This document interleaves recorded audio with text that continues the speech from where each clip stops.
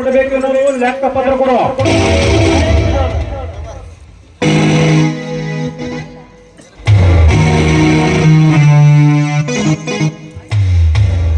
ಆಯ್ತು ಶಾಸ್ತ್ರಿ, ನೀನು ಮನೆ ಕಡೆಗೆ ನಡಿ. ಇನ್ನು ಯಾರ್ಯಾರು ಎಷ್ಟೆಷ್ಟು ಕೊಡಬೇಕು ಅನ್ನೋದು ಲೆಕ್ಕ ಹಾಕಿ ಹೋಗು. ಐತ್ರಿ ಗೌಡ್ರ, ನೀವ್ ಹ್ಯಾಂಗ ಹೇಳ್ತೀರಿ ಹಂಗೆ ಕೇಳ್ತೇನ್ರಿ.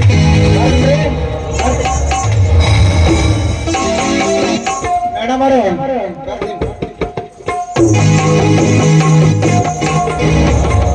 ಶಾಸ್ತ್ರಿ ಹೇಗ್ ಹೋಗ್ತಾ ಇದ್ದೇನಂತ?